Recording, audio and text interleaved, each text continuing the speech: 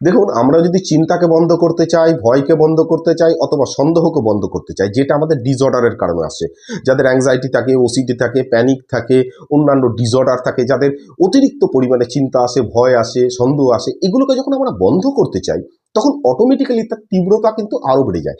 এই বিষয়টা কিন্তু আমরা আগের দিনকে যে ভিডিওটা ছিল সেখানে ডিসকাস করেছি, এবং আশা করি আপনারা বুঝতে পেরেছেন যে চিন্তা বন্ধ করাটা বোকামো, এবং তার চেষ্টা করাটা মানে একদমই বোকামো। এক্ষেত্রে আমাদের চিন্তা বন্ধ করার চেষ্টা করা কিন্তু চলবে না, চিন্তাকে ভালো করে বুঝতে হবে। আমরা যখন চিন্তাটাকে বন্ধ করতে যাই তখন কি হয়, অটোমেটিক্যালি তার একটা মনিটরিং সিস্টেম চালু হয়ে যায়। আমরা কোনো একটা চিন্তা, কোনো একটা ঘটনা যখনই অফ করব, ধরুন XYZ কোনো একটি চিন্তা, আমরা ধরে নিই এটা একটা নিষিদ্ধ চিন্তা, যেটা আমি চাইছি না। এখন সেই চিন্তাটাকে আমরা বন্ধ করার টার্গেট করছি, তাহলে আমাকে তো বুঝতে হবে সেই চিন্তাটা বন্ধ হলো কিনা। তাহলে আমাকে তাকে নোটিস করতে হবে, তাকে ফলো করতে হবে যে সেই চিন্তাটা আসছে না আসছে না। তাহলে আলটিমেট আমরা কি করলাম, ঘুরিয়ে সেই চিন্তাটাকেই কিন্তু মনে করা শুরু করলাম, সেই চিন্তাটাকে নিয়ে কিন্তু অজান্তেই নিজের মধ্যে আলোচনা করা শুরু করলাম, এবং একটা চক্রের মধ্যে পড়ে গেলাম। আজকে আমরা কিন্তু এই চিন্তা সম্পর্কে জানবো, এবং আমরা আজকের আলোচনাতে বুঝতে পারবো যে আমাদের যে চিন্তাগুলো আসে, অন্যান্য যে মানুষজন আছে তাদেরও তো একই রকম চিন্তা আসে। বিভিন্ন সময় এক্সপেরিমেন্ট হয়েছে, এবং সেখানে দেখা গেছে যে সাধারণত সব মানুষেরই কম বেশি একই ধরনের চিন্তা আসে, কিন্তু যাদের অ্যাংজাইটি ওসিডি থাকে তাদের রিয়াক্টটা ওই চিন্তার প্রতি অন্য রকম তৈরি হয়। ফোবিয়া যাদের থাকে, প্যানিক যাদের থাকে, তাদের রিয়াকশনটা ওই চিন্তার প্রতি অন্য রকম হয়। সেই চিন্তাগুলো আসলে একটা মনের মধ্যে কি হয়, আতঙ্ক তৈরি হয়। তো আমরা এরকম দুটো রিসার্চের মডেলকে নিয়ে আমরা ডিসকাস করবো, যাতে আপনারা খুব পরিষ্কারভাবে বুঝতে পারেন। এবং প্রথম হচ্ছে যে লিজা ফিলম্যান ব্যারেট, এবং ওনার একটি থিওরি আছে যেটা হচ্ছে the theory of constructed emotion, এবং মিকেল ডোগাস ওনার যে থিওরিটা, ওটার নাম হচ্ছে ইনটলারেন্স অফ আনসার্টেনিটি, অর্থাৎ অনিশ্চয়তা। এখানেতে লিজা ফিলম্যান ব্যারেট যেটা বলেছিলেন যে আমরা কিন্তু অলওয়েজ প্রেডিকশান করি। প্রেডিকশান মানে কি, ভবিষ্যৎবাণী, পূর্বাভাস। আমরা অলওয়েজ দেখুন, আমাদের যাদের অ্যাংজাইটি থাকে, ওসিডি থাকে, ফোবিয়া থাকে, তারা কি করে পূর্বাভাস করি।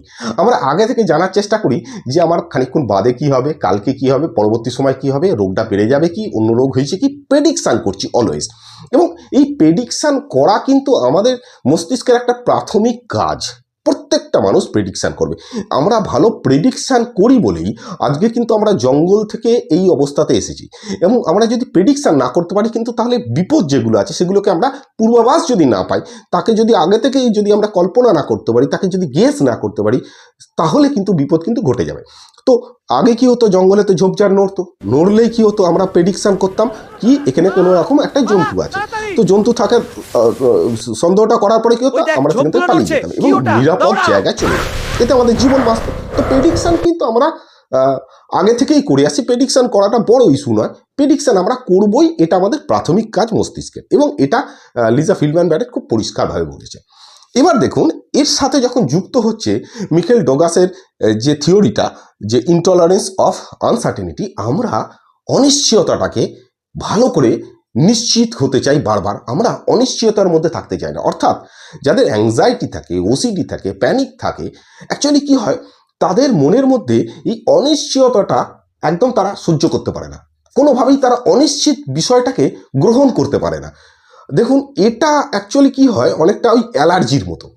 যাদের অ্যালার্জি থাকে তারা দেখবেন যে অ্যালার্জি বিভিন্ন খাওয়া দাওয়াতে হয়, বিভিন্ন মানুষের আছে, সেই খাওয়াটা খেলেই কিন্তু অ্যালার্জিটা হয়। তো সেই রকমই অনিশ্চয়তাটাকে ওই যাদের অ্যাংজাইটি থাকে, ডিসঅর্ডারগুলো থাকে, তারা কিন্তু এই অনিশ্চয়তাটা সহ্য করতে পারে। তারা বারবার কি একই জিনিস জিজ্ঞেস করে, কিসের জন্য। আপনার যদি এই ডিসঅর্ডারের মধ্যে কোনো একটি ডিসঅর্ডার থাকে, তাহলে দেখবেন যে আপনার মধ্যে একটা প্রবণতা আছে যে আপনি বারবার ওই সামনের ব্যক্তির থেকে অ্যাকচুয়ালি আপনার মনের মধ্যে যে প্রশ্ন আছে বারবার জিজ্ঞেস করে তার থেকে কনফার্মেশন নেন যে এটা 100% ঠিকঠাক তো, 100% ঠিকঠাক তো। অর্থাৎ সাধারণভাবে কোনো মানুষের যদি একটি চিন্তা আসে যেটা 1%, তো যাদের ডিসঅর্ডার থাকে তারা সেটাকে 100% হিসাবে ভাবে। অর্থাৎ আপনার 1% হয়তো বা 0% যে হওয়ার সম্ভাবনা, সেটাকে আপনি কি করছেন, পূর্বাভাস এমনভাবে দিচ্ছেন মস্তিষ্ককে, মেলান আপনার চিন্তাগুলোকে, পূর্বাভাস এমনভাবে দিচ্ছেন যেন মনে হচ্ছে সেটা 100%। এবং অনিশ্চয়তাটা কীভাবে কাজ করে, যদি দেখা যায় যে কোনো একটি প্রশ্ন মনের মধ্যে চলছে, সেক্ষেত্রে যখন তাকে বলা হলো যে না এই ধরনের কিছু ঘটবে না, তার যথেষ্ট প্রমাণ তাকে দেয়া হলো এবং 99% তার ক্ষেত্রে ক্লিয়ার যে কোনো অসুবিধা নেই, তার যা যা চিন্তা আছে তার বিষয়টাই তেমন না, একদম অন্যভাবে বুঝছে সে, তাকে বোঝানো হলো। কিন্তু 99% ক্লিয়ার হওয়ার পর ওই যে 1% আছে তার কাছে, সেটা 100%-এর সমান। ধরুন কোনো একজন ব্যক্তি যার অ্যাংজাইটি আছে, বুক ধরপড় করে, বুকেতে চাপ হয়ে থাকে, আর শ্বাস নিতে কষ্ট হয়, তার হাত পা ঝিনঝিন করে, তার রাতে ঘুম হচ্ছে না, সারাদিন টেনশন করছে, ওখানে গেলে কী হবে, বাজারে গেলে কী হবে, ওখানে গেলে এই হবে তাই হয়, বিভিন্ন রকম রোগের চিন্তা আসে, হাইপোকন্ড্রিয়াসিস যেগুলো আছে।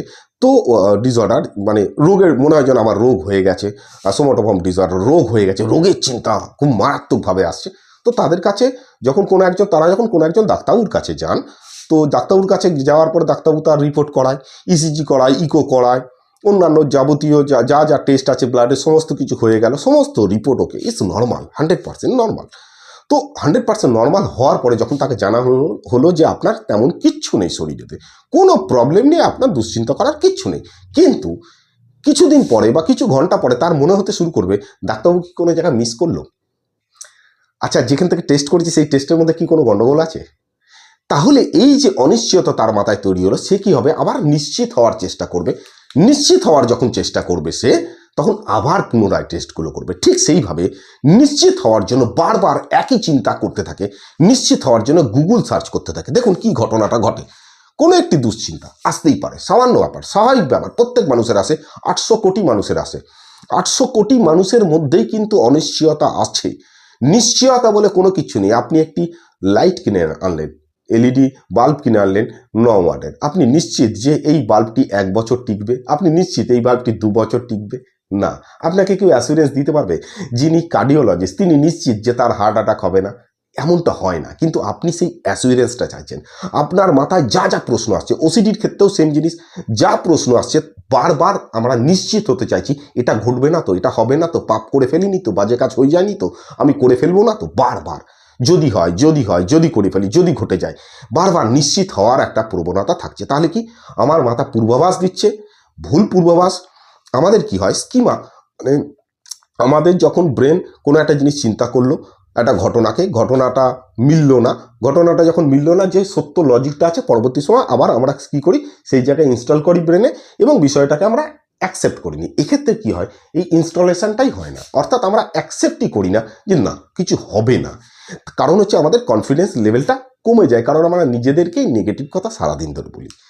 দুশ্চিন্তা আসার পরে কি হয়, আমরা উত্তর খোঁজার চেষ্টা করি।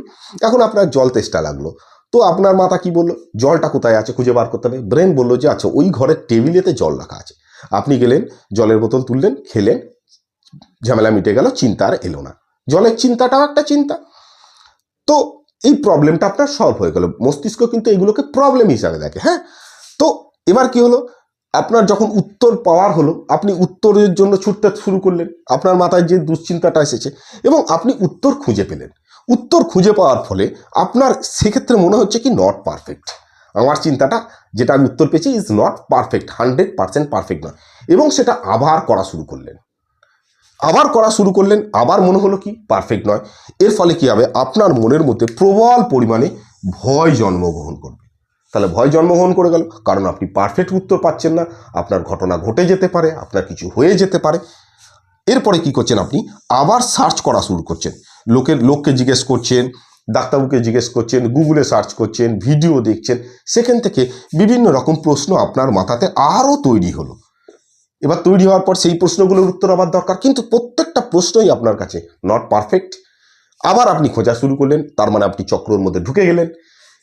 এরপরে দেখা গেল অতিরিক্ত ভয় পাওয়ার ফলে আপনার মনের মধ্যে যখন টেনশনটা বাড়তে থাকছে, অটোমেটিক্যালি সিমটমস আসছে। কারণ আমরা যখন ভয় পাবো, আমাদের উপরবেলা একটা সিস্টেম দিয়ে দিয়েছে, সিম্প্যাথেটিক নার্ভাস সিস্টেম। তো সিম্প্যাথেটিক নার্ভাস সিস্টেম কী হবে, অ্যাক্টিভ হবে। অ্যাক্টিভ হওয়ার পরে আপনার অ্যাড্রিনালিন সিক্রেশন বাড়বে, কর্টিসল সিক্রেশন বাড়বে, আপনার হার্টবিট বাড়বে, আপনার অস্থিরতা বাড়বে। এটা সামান্য ব্যাপার, স্বাভাবিক ব্যাপার, এটা প্রত্যেক মানুষের হবে। আপনি টেনশন করলেই প্রেশার হাই হবে, কিন্তু সেই প্রেশারটা আর যাদের বিপির মেডিসিন খায় সেই বিষয়টা দুটো কিন্তু আলাদা। হ্যাঁ, ফ্ল্যাকচুয়েট করে, সাইকোলজিক্যালি যে প্রেশারটা সেটা ফ্ল্যাকচুয়েট করে, আপ ডাউন করে। আপনি যখন টেনশন করবেন তখন এগুলো বাড়বে। তাহলে কী হলো, সিমটমস বাড়লো। এবার আপনি সিমটমস নিয়ে পাতায় ঢুকে গেল আপনার। এবার আপনি গুগল সার্চ করে কোনো একটি সিমটমস দেখেছেন, সেটাকে মেলাতে শুরু করছেন, নিশ্চিত হওয়ার চেষ্টা করছেন যে এই রোগটাই এটা নয় তো, বারবার আবার সার্চ করছেন। দেখুন সমস্ত কিছু নিশ্চয়তার সঙ্গেই যুক্ত। আমি যেটা বললাম যে এই ফিল্ডেতে প্রচুর মানুষ আছেন, প্রচুর গবেষণা হয়েছে এখানেতে। ডেনিল কানেমান ডুয়েল প্রসেস থিওরি দিয়েছেন, ওটাকে নিয়ে ডিসকাস করা যেতে পারে। কার্ল ফেস্টিন আছেন, কার্ল ফেস্টিন যারা থার্মোডাইনামিক বোঝেন, কার্ল ফেস্টিন হচ্ছে থার্মোডাইনামিকের যে দ্বিতীয় যে সূত্রটা আছে তার উপরেতে উনি কাজ করেছেন এবং সেটাকে সাইকোলজির সঙ্গে মিলিয়েছেন এবং ফ্রি এনার্জি প্রিন্সিপাল উনি দিয়েছেন। ওটা আরও অসাধারণ একটা বিষয়। যাই হোক, আমি অত গভীরে যাচ্ছি না। এখানে কি হলো, তাহলে দুটো ফ্যাক্টর, যে সিমটমস দেখা দিল, আবার দুশ্চিন্তা শুরু হয়ে গেল সিমটমস নিয়ে। দেখুন এই চক্রটা কিন্তু কন্টিনিউয়াস কিন্তু ঘুরতে থাকছে। এবার আপনি ফিট করুন আপনার চিন্তাটাকে, আপনার মাথাতে কি এসেছে, আপনি যে চিন্তাটাকে চিন্তা ভাবছেন, এবার আপনি পরিষ্কার করুন। এই সময় এই বিষয়টা ভালো করে বুঝবেন। এবং যাদের যাদের মানসিক সমস্যা আছে প্লিজ আপনারা কিন্তু কাছাকাছি যে কোনো একজন সাইকাট্রিস্টকে দেখাবেন, কাউন্সিলিং করাবেন, কাছাকাছি এক্সারসাইজ করবেন, আর আমাকে ফোন বা মেসেজ করবেন না প্লিজ। তো ভালো করে বুঝুন যে আপনি যেটাকে চিন্তা বলছেন এটা আদতে কি। আমি ধরুন আপনাকে একটি কাগজেতে লিখে দিলাম সম্পূর্ণ, ধরুন গোটা 100 চিন্তা। বিভিন্ন মানুষের বিভিন্ন চিন্তা করে, তো আমি এতদিন ধরে কাউন্সিলিং করছি, তো আমার কাছে তো প্রচুর এই ধরনের চিন্তা সমস্ত কিছু লেখা আছে বা আমার মনে আছে, তো আমি সেগুলো আপনাকে লিখে দিলাম 100 মানুষের চিন্তা, কারা কিভাবে চিন্তা করছে। কেউ একজন বললো যে আমার ফুসফুস মনে হচ্ছে যেন বাস্ট করে যাবে, এটা একটা তার চিন্তা, ফুসফুস বাস্ট করে যাবে। তো ডিফারেন্ট চিন্তা আমি লিখে দিলাম। সমস্ত লেখার পর আপনাকে বললাম যে 100 চিন্তা আপনি পড়ুন, যেই ঘটনা ঘটবে ওই চিন্তাগুলো পড়ার পর সমস্ত মানুষ এই চিন্তাগুলোকে ভয়ঙ্কর চিন্তা ভাবছে। আমি এই ভয়ঙ্কর চিন্তাগুলো এক জায়গায় লিখে আপনাকে বললাম যে চলুন এবার 1 ঘন্টা ধরে পড়ুন। এবার আপনি পড়ছেন সেগুলো 1 ঘন্টা ধরে, এবার আপনি বলতে পারবেন যে 1 ঘন্টা পড়ার পরে 100 চিন্তা পড়ার পরে 100 ঘটনা আপনার সাথে ঘটবে কিনা। এবার ঠিক তার নিচে 101 নম্বর, 102 নম্বর, 103 নম্বর, 10 পর্যন্ত বা 20 পর্যন্ত আপনার চিন্তাগুলো লিখুন। তার মানে ওই চিন্তার লিস্টের মধ্যেই আপনার চিন্তাগুলো আছে। তার মানে ওই চিন্তাগুলো যদি আপনি পড়েন, আপনার যদি কোনো ঘটনা না ঘটে, ঠিক আপনার মাথাতে যে চিন্তাগুলো আসছে সেই ঘটনা ঘটবে না। কারণ আপনার কাছে আগের অভিজ্ঞতা আছে কি, যে এই চিন্তা, এই বিষয়, এই অনুভূতি আপনার হয়েছে কিন্তু ঘটনা ঘটেনি। সেটাকে নোট ডাউন করুন যে আমি বিগত 30 দিন ধরে কি চিন্তা করছি আর কি ঘটনা ঘটেছে। প্রতিদিন আমি যে লিখতে বলি তারিখ, ডেট, তারিখ, আপনার কি কি চিন্তা আছে, এই বিষয়গুলো নিয়ে আগের ভিডিওতে ডিসকাস করেছি, সেগুলো দেখে নেবেন। তাহলে আপনি এবার বুঝুন, আপনি যে 100 চিন্তাকে পড়লেন আপনার কিছু হলো না, তাহলে এগুলো কি, এই চিন্তাগুলো কি, চিন্তার কি বাস্তবেতে কিছু করার ক্ষমতা আছে? আপনি কি চিন্তা যদি করেন, এমন চিন্তা করলেন যে আপনার লটারি পাবেন, কোটি কোটি টাকা আপনি পেয়ে যাবেন চিন্তা করলে, বাস্তবে চিন্তা করুন। বা আপনি যদি চিন্তা করছেন যে অমুক ব্যক্তির হার্ট অ্যাটাক হয়েছে, কথাটা শোনার পরে আমার হার্ট অ্যাটাক হয়ে যাবে, তাহলে আপনি বাস্তবেতে ভাবুন তো, যে দেবে ডাক্তারবাবু আজকে হার্টের ট্রিটমেন্ট করছে তার কি অবস্থা, তাই না? তো রোগের কথা শুনলেই যদি আমার রোগ হয়, তাহলে এই পৃথিবীতে ডাক্তারবাবুরা কি থাকতো না? তাহলে আমরা এখান থেকে ভুল চিন্তা করছি।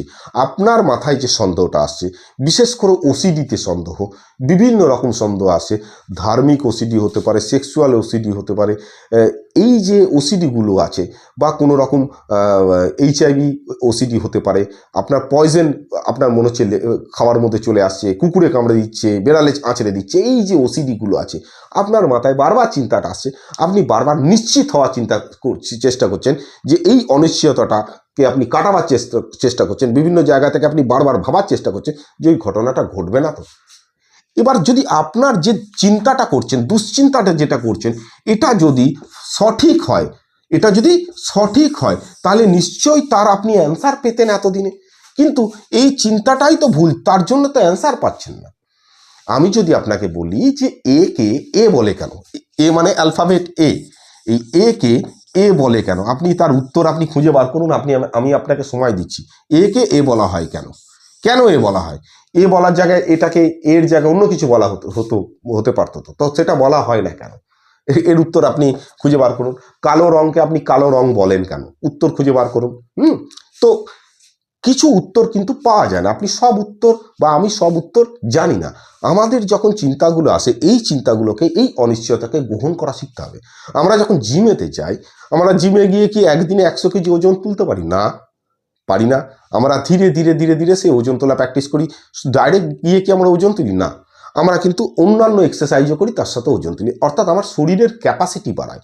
তারপরে একটা সময় আসে যখন 50 কেজি 100 কেজি ওজন তুলে ফেলি, আমাদের কোনো মালুমই থাকে না। অর্থাৎ এটা প্র্যাকটিসের ফলে হচ্ছে, আমাদের মাসল বিল্ড আপ হচ্ছে। এই অনিশ্চয়তার মাসলটাকেও কিন্তু বিল্ড আপ করতে হবে। এই মাসলটাকে কিভাবে বিল্ড আপ করবেন? অনিশ্চয়তাকে খানিকটা সহ্য করতে শিখুন। আপনি একটি হোটেলে গেলেন, আপনি সেখানেতে যে খাদ্য লিস্ট আছে, আপনি সেখানে খাদ্য লিস্ট না দেখে যদি আপনি অর্ডার দেন যে ভাই এখানেতে যে ভালো খাবারটা আছে সেটাই দাও, তো এর ফলে কি হবে? আপনার মনে একটা অনিশ্চয়তা থাকবে। সেই 10 মিনিট 20 মিনিট আপনি অনিশ্চয়তা সহ্য করুন। এতে কি হলো? আপনি একটা অনিশ্চয়তাকে সহ্য করা শিখলেন। আপনি যেখানে যেতে আপনার ভয় লাগছে আপনি সেখানে যান, 5 মিনিট 10 মিনিট দেখুন কি আছে, ঠিক আছে আমার ওই ঘটনা ঘটবে, আমি অনিশ্চিত, ঠিক আছে ঘটুক না, দেখি না। আপনি 10 মিনিট অনিশ্চয়তাকে সহ্য করা শিখলেন। আপনি ধীরে ধীরে যদি অনিশ্চয়তাকে সহ্য করা শেখেন, আপনার কিন্তু মাসলটা বিল্ড আপ হয়ে যাবে, আপনার কোপিং ক্যাপাসিটি বাড়বে। কিন্তু তার সাথে আপনাকে একটা জায়গা ক্লিয়ার করতে হবে, আপনার যখনই চিন্তাটা আসছে আপনি নিজেকে শান্তভাবে প্রশ্ন করুন, এই যে চিন্তাটা আসছে এর মধ্যে কি ওই ঘটে যাবে, হয়ে যাবে, হবে এরম ধরনের বিষয় থাকছে? আমি কি পূর্বাভাস করছি এবং পূর্বাভাসটা কি আমার মিস্টেক হচ্ছে, ভুল হচ্ছে, এরর হচ্ছে, এবং আমি কি ওই পূর্বাভাসটাকে বারবার নিশ্চিত হওয়ার চেষ্টা করছি যেটা ঘটবে না ঘটবে না, এর জালের মধ্যে ঢুকে যাচ্ছি, তাহলে আমি মিস্টেক করছি। তাহলে আমি মেনে নিই যে ঠিক আছে 1 ঘন্টা ঘটুক, আমি অপেক্ষা করি, তারপর দেখা যাচ্ছে। তো আমাদের যদি নিজেকে আমরা যদি এইভাবে ঠিক আস্তে আস্তে করে বোঝাই, তাহলে কিন্তু ধীরে ধীরে ধীরে ধীরে দেখা যাবে যে আমাদের এই যে অনিশ্চয়তার মাসলটা আছে এটা গেইন করবে।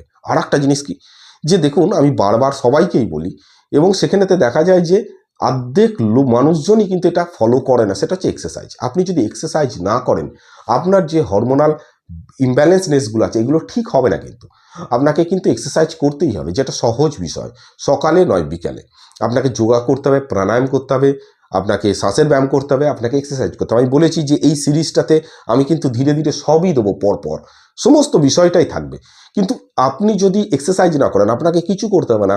প্রতিদিন সকালবেলা অথবা বিকেলবেলা 45 মিনিট জোরে হাঁটুন, 1 মিনিটে 120 পা মিলিয়ে নিন। এইভাবে মিলিয়ে আপনি টানা হাঁটুন, আপনি দেখুন আপনার মধ্যে পরিবর্তন আসতে বাধ্য। এক্সারসাইজ করলে আপনার আপনার পুরো শরীরের ডেভেলপমেন্ট হবে। তো মস্তিষ্কটা তো শরীরের বাইরের অংশ নয়। আর এই ডিসঅর্ডার হওয়া মানে তো বিরাট কোনো বিষয় নয়। আপনার ডিসঅর্ডার বহু ফিল্ম স্টারের আছে, তারা কিন্তু দিব্যি তাদের লাইফে সাকসেস। কিন্তু আপনি কিন্তু ঘরে বসে এই সমস্যার সমাধান করতে পারবেন না। আপনাকে চ্যালেঞ্জ নিতে হবে যে দেখি কি হয়, কি অনিশ্চয়তাটা আছে, এই অনিশ্চয়তাটা আমি তৈরি করছি না বাস্তবের অনিশ্চয়তার। আপনি যদি আকাশের দিকে তাকিয়ে দেখেন যে মেঘ আছে, আপনি একটা ছাতা নিয়ে বেরোলেন, আপনি কি নিশ্চিত যে সেই ছাতাটা আপনাকে ভিজতে মানে থাকলে আপনি ভিজবেন না? সেই ছাতা ধরলেও আপনি কিন্তু ভিজে যাবেন যদি জোরে বৃষ্টি আসে। তাহলে এখানেতে কোনো জিনিস নিশ্চিত নয়। কিন্তু আপনি যখন নিশ্চয়তার পেছনে ছুটছেন, আনসার্টিনিটি, আমাকে আনসার্টিনিটি বন্ধ করতে হবে, আমাকে নিশ্চিত হতেই হবে আমার চিন্তাগুলোর উত্তরেতে। সব চিন্তার উত্তর পৃথিবীতে পাওয়া যায় না, এটা সম্ভব নয়। একজন মানুষ সব চিন্তার উত্তর বা সব প্রশ্নের উত্তর জানে না। যিনি টিচার তিনি কি সব প্রশ্নের উত্তর জানে? যিনি ইন্টারভিউ বোর্ডে বসে আছে তিনি সব চিন্তার উত্তর জানে, সব প্রশ্নের উত্তর জানে? এটা হয় না। তো আপনার মাথায় যে চিন্তাগুলো আসছে সেগুলো এরর, সেগুলো ভুল, ইন্ট্রোসিভ থট, আপনি চাইছেন না আসছে। প্রথমত তাকে মানে সেটাকে অফ করার জন্য চেষ্টা করা বন্ধ করে দিতে হবে। আর দ্বিতীয়ত ওই নিশ্চয়তাটাকে বন্ধ করে দিতে হবে, যে ভাই আমি কি কোন দিক থেকে নিশ্চয়তা খুঁজছি, কিসের জন্য নিশ্চয়তা খুঁজছি, আমার সমস্যা হবে না হবে না, আমি কতদিন বাঁচবো। তাহলে যে উপরে আছে সে এমনি এমনি বসে তো নেই, তারও তো দায়িত্ব আছে, সেও তো ব্যাপারটা হ্যান্ডেল করছে পুরো বিষয়টায়, তার নির্দেশেই তো সব ঘটনা ঘটবে। তো তার উপরে ছাড়ুন না, আপনি তার দায়িত্ব আপনি কি করে নেবেন, সে অধিকার তো আমাকে বা আপনাকে দেয়া হয়নি। তাহলে আমার যে কাজটা সেই কাজটার দিকে ফোকাস দিতে হবে, আর ডেলি কাজ সেগুলো করতে হবে। কোনো একটি বিষয়, কোনো একটি চিন্তা আসছে বলে চুপ করে বসে থাকবেন না, আপনি আপনার কাজ করে যান। আপনি ভালো করে লক্ষ্য রাখুন, আজ থেকে 1 সপ্তাহ আগে, 15 দিন আগে, 21 দিন আগে বা 1 মাস আগে আপনার মাথায় যে চিন্তাটা এসেছিল সেটা কি এখন বলতে পারবেন যে কি চিন্তা এসেছিল? তাহলে এই চিন্তাটাও কিন্তু ভুলে যাবেন। চিন্তা আসে চলে যায়, তাকে যদি মনিটরিং না করা হয়, তাকে যদি গুরুত্ব না দেওয়া হয়, এবার আপনি যতবার ডিসকাস করবেন এই নিয়ে, গুরুত্ব কিন্তু ততই বাড়বে। তো আমরা নেক্সট ডে আরও এই বিষয়গুলো নিয়ে কথা বলবো, এবং আমি একটি এক্সারসাইজ ক্লাস শুরু করবো বলেছিলাম, অবশ্যই করব। এখনও পর্যন্ত টাইমটা আমার ঠিকঠাক হয়ে উঠছে না, তো আমি শুরু করব। সো তখন আমি আবার আপনাদেরকে বলবো, জানাবো। তো আপনারা ভিডিওগুলো দেখছেন, আপনারা জানুন, শিখুন, এবং নলেজটা যত গ্যাদার করবেন তত আপনার বুঝতে সুবিধা হবে, নিজেকে নিয়ন্ত্রণ করতে সুবিধা হবে। কিন্তু একটা জিনিস মনে রাখবেন, ভয় থেকে যদি আমরা পালিয়ে যাই, হ্যাঁ, তাহলে কিন্তু আমাদের স্থান পরিবর্তন হবে, আমাদের পরিবর্তন কিন্তু হবে না। Thank you very much.